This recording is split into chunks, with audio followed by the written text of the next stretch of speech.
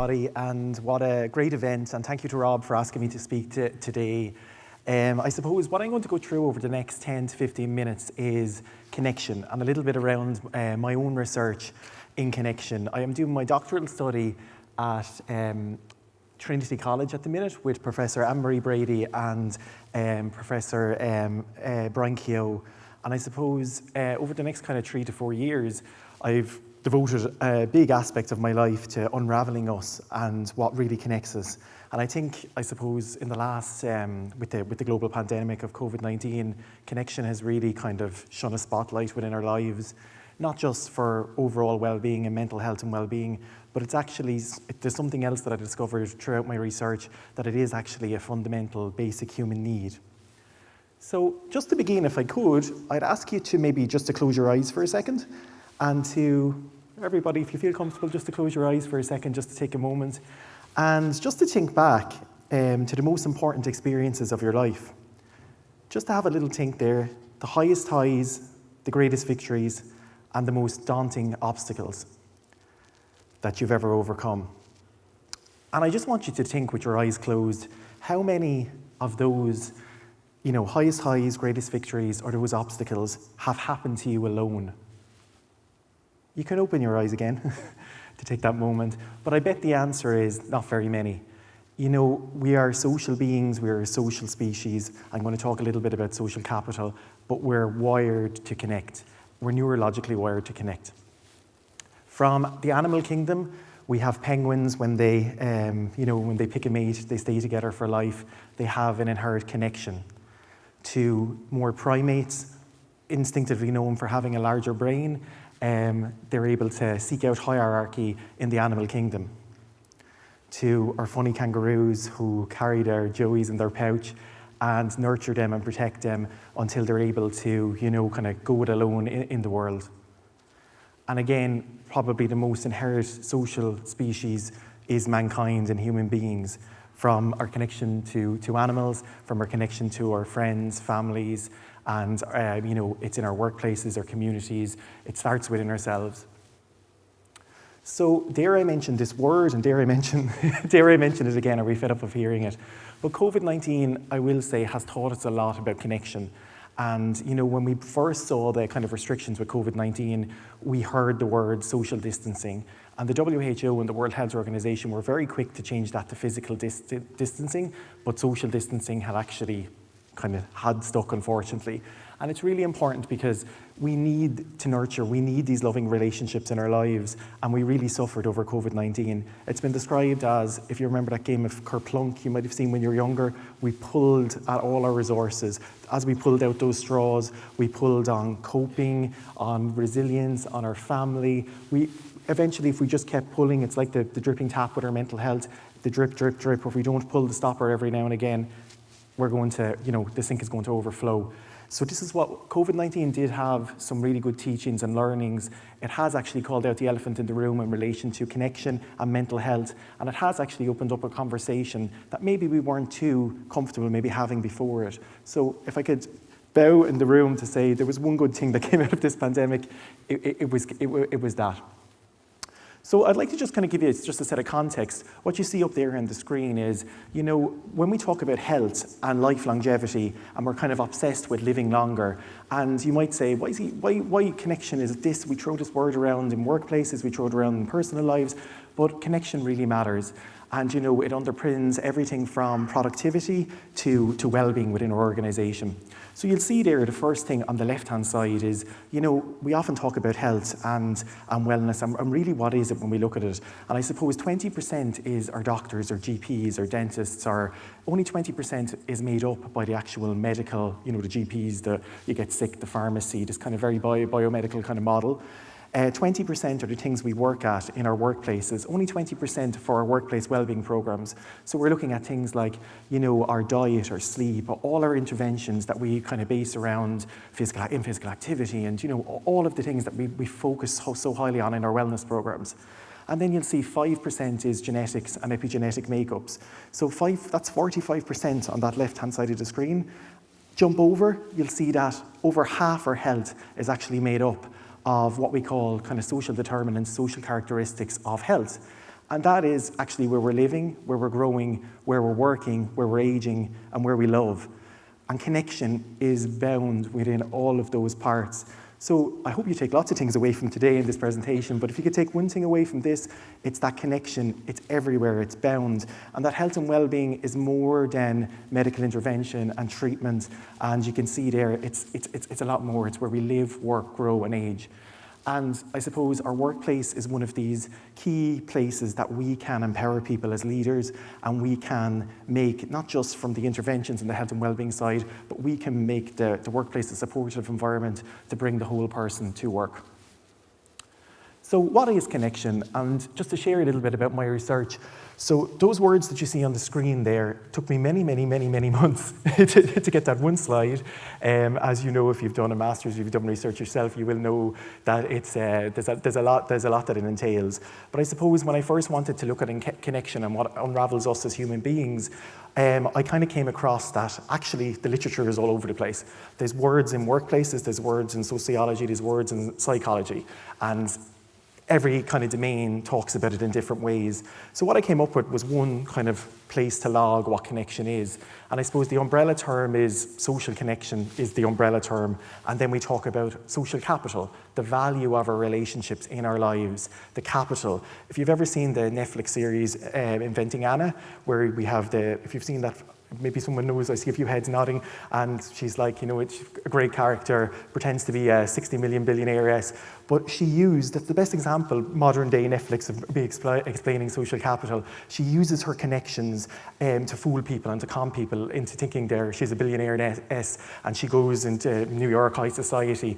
Your connections matter, your connections add value, and people, the social capital side of things, we say we have about 100 plus connections in life. You just need one great person to talk to and to disclose things to. Connections really matter, and I'm going to examine that today.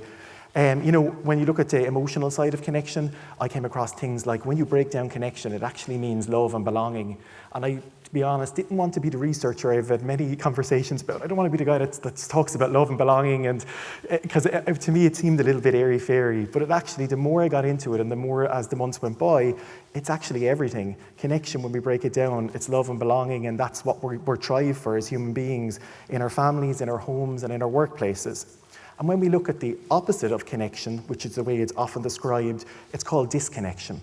And with disconnection is when we disconnect from ourselves or from other people, and that brings on what we call loneliness and social isolation. And these are two things that are really, we're in a double pandemic at the minute, to be honest, because these are two inherent things that have happened over the last 18 months to 2 years. So I suppose the best way, again, months of studying, and I put up a film slide to explain the best way of, rather than going through academic definitions. If you've ever seen the film Castaway, and it's a film, I have to say, I'm sorry if there's Tom Hanks fans in the room, but it's a film I didn't really like. He's on the island, it goes on for a very, very long time, and then one day this film came on the TV, and I saw it over the pandemic as I was studying, and I was like, this is very interesting, because what's actually happening is this guy is isolated on an island. He's in physical starvation and psychological starvation. So he's able to fish, he's able to nurture, he's able to look after his physical health. But what's very interesting about this film is he creates this character, as you can see on the football, called Wilson. And he's able to actually look after his own psychological well-being and his connection, his social relationships, because he puts a personality into this ball. And there's a lot going on there because he's actually preventing social isolation, disconnection, and he's looking after his mental health and well-being. So his physical starvation is being, looked after with food, but his psychological starvation, he's created this, it's the most, when you think of it, we take resilience and we throw all these buzzwords around, but he's so resilient. There's a lot of learning in that. He was able to look after, both psychological and, that basic human need of connection. So as a workplace, I suppose, we have positive effects. Having work and being employed really, connects us. Having a supportive environment, which is what you do in your jobs probably every single day to empower people, to bring the whole person, to bring them whole selves to work. It has negative effects because every job is the same, where you have people, you have conflict, we have connections that can be maybe not so great and a little bit mismanaged. So particular working conditions, it's in every single job role.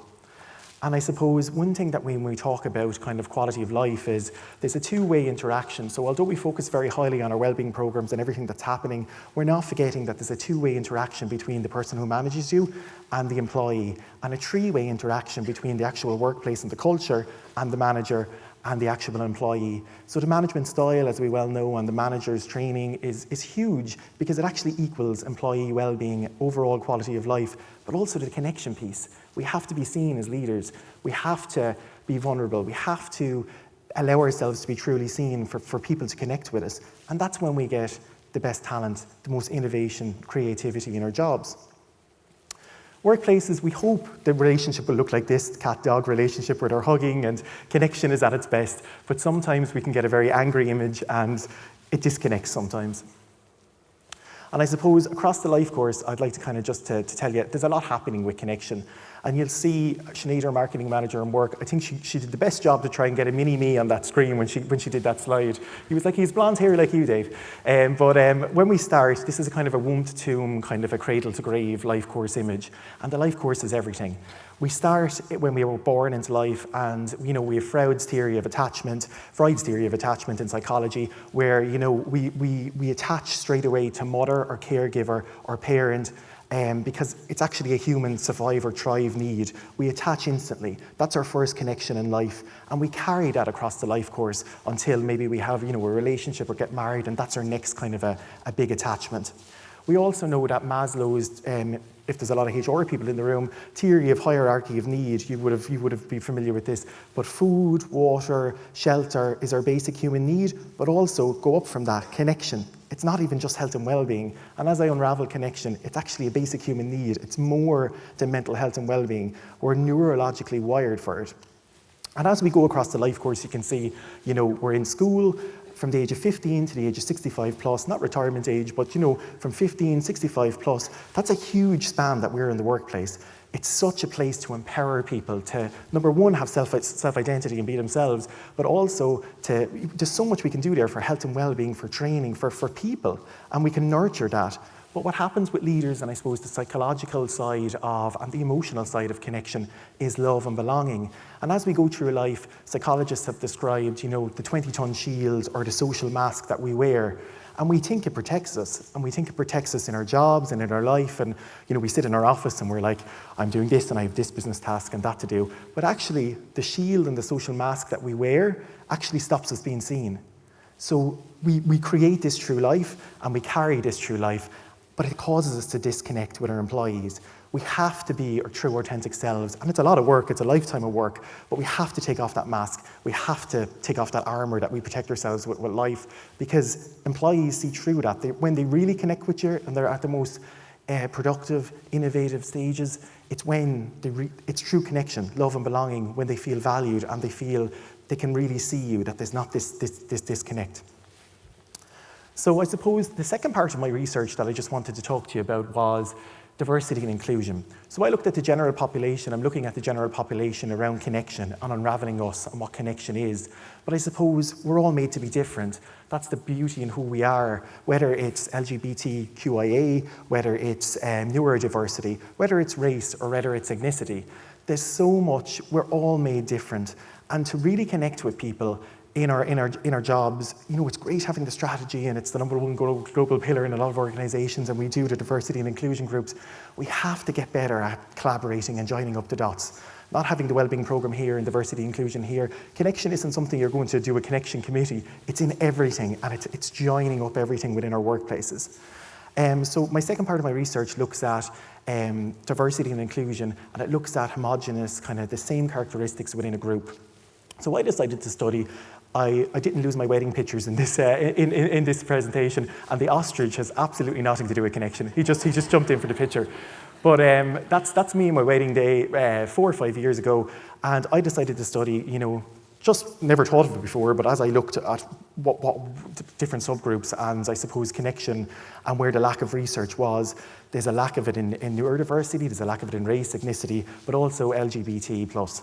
And I suppose these are people that we look over the last 20 years and, the employment kind of rights act that started just 20 years ago, they were stigmatized, pathologized, viewed as an illness. There was so much history that went on there that really stopped people being their true self.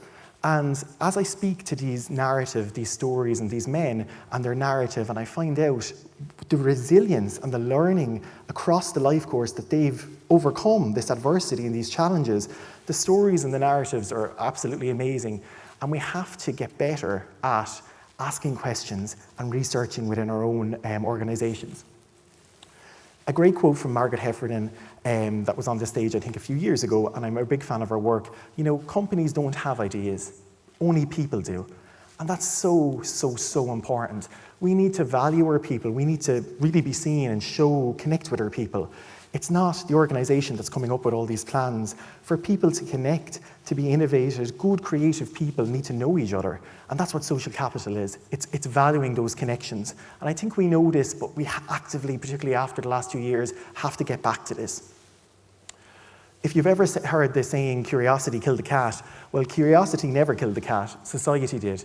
And we killed the cat because we talk about questions and, dare to disagree. We talk about these, in our workplaces, we need to get better at research. We sometimes view the world a little bit at a kind of a positive, post-positive way of looking at the world. We're great with the metrics and great with the surveys and great with it's a quick win with the survey and you get all the statistics. We need to invest more in our workplaces. If we want to know the real people, I'm biased as a qualitative researcher, we need the expert eyewitnesses accounts. We need to individually chat to our employees. We've gone so far with the business case, we need to get better and better at the human case. We need to ask questions and we need to talk to people in every aspect of diversity and inclusion, but in every aspect of our workplaces. So my message for you from this is, curiosity never killed the cat. Questioning, the more you do, the better you get at it. It's everything. Ask questions, do that research. If there's a survey and you're doing this or you're doing that or you're doing this with a project, see is there any way you can actually include a qualitative part where you can talk to people. Lastly, I'd just like to leave you with my last slide. Workplaces have the power to change lives, and each and every one of you as a leader in the room has the power to influence people from the individual in the workplace, to the family, to the community. And that's something that we're all working on after the pandemic that we like to call the Great Reconnection. Thanks a lot.